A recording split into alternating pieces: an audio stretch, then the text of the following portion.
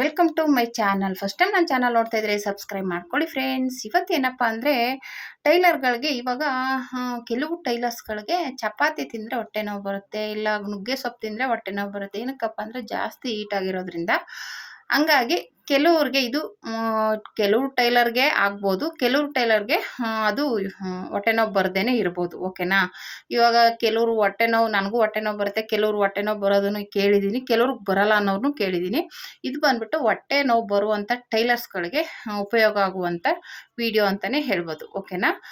ಚಪಾತಿ ತಿಂದಾಗಲಿ ಇಲ್ಲ ನುಗ್ಗೆ ಸೊಪ್ಪು ತಿಂದಾಗಲಿ ಹೊಟ್ಟೆ ನೋವು ಬರುತ್ತೆ.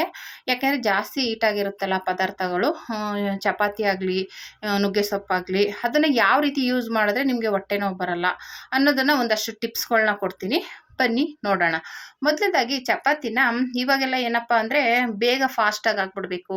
ಅದಕ್ಕೋಸ್ಕರ ಏನು ಮಾಡ್ತಾರೆ, ಗೋಧಿನ ತಂದು ಬಿಡಿಸಿ ಮಾಡುವಷ್ಟು ಪುರ್ಸೊತ್ತಿಲ್ಲ ಅಂದ್ಬಿಟ್ಟು ಏನು ಮಾಡ್ತಾರೆ, ಮಾಮೂಲಿ ರೆಡಿ ಬಿಡಿಸಿರುವಂಥದ್ದು ಹಿಟ್ಟನ್ನೇ ತೊಗೊಬಂದು ಯೂಸ್ ಮಾಡ್ತಾರೆ ಜಾಸ್ತಿ.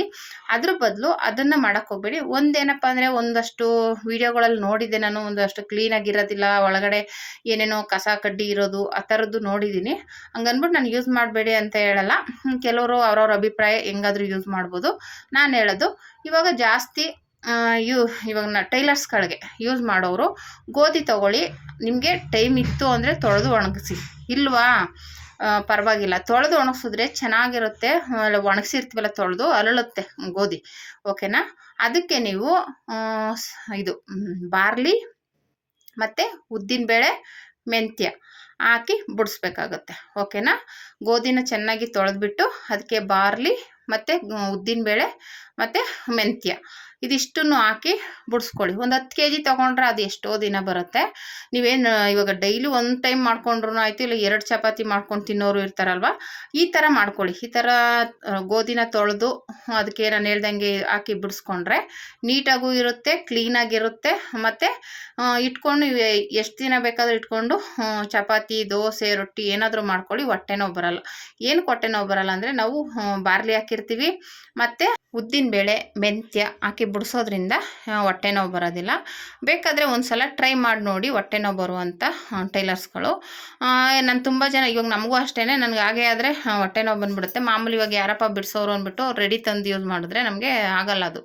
ಅದಕ್ಕೆ ಉದ್ದಿನಬೇಳೆ ಬಾರ್ಲಿ, ಸಬ್ಬಕ್ಕಿನೂ ಹಾಕ್ಬೋದು, ತೊಂದರೆ ಏನಿಲ್ಲ. ಸಬ್ಬಕ್ಕಿನೂ ಹಾಕ್ಕೊಂಡ್ರೂ ಚೆನ್ನಾಗಿರುತ್ತೆ. ಮತ್ತು ಬಾರ್ಲಿ ಹಾಕಿದ್ರೆ ತಂಪು ಅಂತ ಹಾಕೋಬೇಕು, ತಂಪು ಅಂದ್ಬಿಟ್ಟು. ಮೆಂತ್ಯ, ಉದ್ದಿನಬೇಳೆ ಇದೆಲ್ಲನೂ ಹಾಕಿ ಬಿಡಿಸ್ಕೊಂಡ್ರೆ ತುಂಬ ಚೆನ್ನಾಗಿ ಬರುತ್ತೆ. ಓಕೆನಾ. ಚಪಾತಿನೂ ಚೆನ್ನಾಗಿರುತ್ತೆ, ತಿನ್ನೋಕ್ಕೂ ಚೆನ್ನಾಗಿರುತ್ತೆ. ಮತ್ತು ನಾನು ಹೇಳ್ದಂಗೆ ಟೈಲರ್ಸ್ಗಳಿಗೆ ಜಾಸ್ತಿ ಮಿಷಿನ್ ಮೇಲೆ ಕೂತ್ಕೊಂಡು ಕೆಲಸ ಮಾಡೋವಂಥವ್ರು ಇದನ್ನು ಮಾಡಿಕೊಂಡ್ರೆ ಹೊಟ್ಟೆ ನೋವು ಬರಲ್ಲ. ಓಕೆನಾ. ನಮಗಿವಾಗ ಮಾಮೂಲಿ ಅಂಗಡಿಲಿ ತಂದುಬಿಟ್ಟು ಮಾಡಿದ್ರೆ ಒಂದು 2 ಚಪಾತಿ ತಿಂದ್ರೂ ಹೊಟ್ಟೆ ನೋವು ಸ್ಟಾರ್ಟ್ ಆಗಿಬಿಡುತ್ತೆ. ಹಾಗಾಗಿ ನಾನು ಯಾವಾಗಲೇ ಒಂದು ಸ್ವಲ್ಪ ನಿಧಾನ ಆದರೂ ಪರವಾಗಿಲ್ಲ, ಒಂದು 5 kg ಇಲ್ಲ 10 kg ತೊಗೊಂಡು ಬಾರ್ಲಿ ಮತ್ತು ಉದ್ದಿನಬೇಳೆ ಮೆಂತ್ಯ ಸಬ್ಬಕ್ಕಿನೂ ಹಾಕ್ಬೋದು, ಬೇಕು ಅಂದರೆ ಹಾಕ್ಬೋದು, ಇಲ್ಲಾಂದ್ರೆ ಇಲ್ಲ. ಹಾಕ್ಕೊಂಡು ಬಿಡಿಸ್ಕೊಂಡ್ರೆ ಇಟ್ಕೊಂಡ್ರೆ ಒಂದು ಅಷ್ಟು ದಿನ ಬರುತ್ತೆ.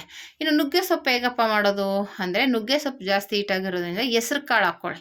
ಹೆಸ್ರು ಕಾಳು ಹಾಕಿ ಅದಕ್ಕೆ ಇದು ಮಾಡೋದ್ರಿಂದ ಏನಾಗುತ್ತೆ, ನುಗ್ಗೆ ಸೊಪ್ಪು ಹೀಟಾಗಿರೋದ್ರಿಂದ, ಹೆಸ್ರು ಕಾಳು ಶೀತ ಆಗಿರೋದ್ರಿಂದ ಎರಡನ್ನೂ ನೀವು ಬೇಯಿಸಿ ಮಾಡೋದ್ರಿಂದ ಕೆಲವ್ರಿಗೆ ಗೊತ್ತಿರುತ್ತೆ, ಕೆಲವರು ಗೊತ್ತಿರಲ್ಲ. ಅಂಥವ್ರು ತಿಳ್ಕೊಳ್ಳಿ. ಓಕೆನಾ. ಗೊತ್ತಿರೋರ್ಗೆ ಏನೂ ತೊಂದರೆ ಇಲ್ಲ, ಗೊತ್ತಿಲ್ಲದೆ ಇದ್ದವ್ರಿಗೋಸ್ಕರ ಈ ವಿಡಿಯೋ.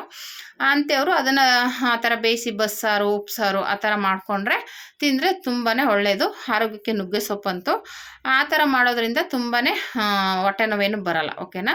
ಹಾಗಾಗಿ ನೀವು ಯಾರಾದರೂ ನುಗ್ಗೆ ಸೊಪ್ಪು ತಿಂದರೆ ಹೊಟ್ಟೆ ನೋವು ಅಂತಂದರೆ ಆ ಥರ ಯೂಸ್ ಮಾಡಿ.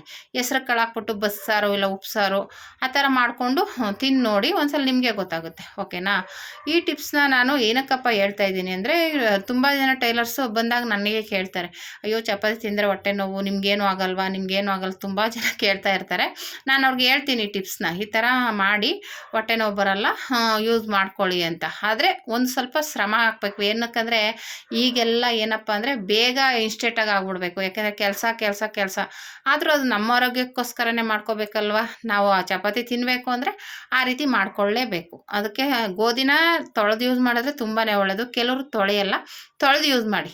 ಅಕಸ್ಮಾತ್ ಒಂದು ಸ್ವಲ್ಪ ಗಲೀಜಿದ್ರೆ ಗಲೀಜು ಹೋಗುತ್ತೆ, ಒಂಥರ ಚಪಾತಿ ವೈಟ್ಗೆ ಬೆಳ್ಳಗೆ ಬರುತ್ತೆ. ಓಕೆನಾ, ಈ ರೀತಿ ಮಾಡಿದ್ರೆ ತುಂಬಾ ಒಳ್ಳೆಯದು. ಓಕೆನಾ, ನನಗೆ ಇದು ತಿಳಿದಿರೋದನ್ನು ಹೇಳೋಣ ಅನ್ನಿಸ್ತು, ಅದಕ್ಕೋಸ್ಕರ ಹೇಳ್ತಾ ಇದ್ದೀನಿ. ಈ ವಿಡಿಯೋ ನಿಮ್ಗೆ ಇಷ್ಟ ಆದರೆ ಲೈಕ್ ಮಾಡಿ, ಶೇರ್ ಮಾಡಿ, ಕಮೆಂಟ್ ಮಾಡಿ.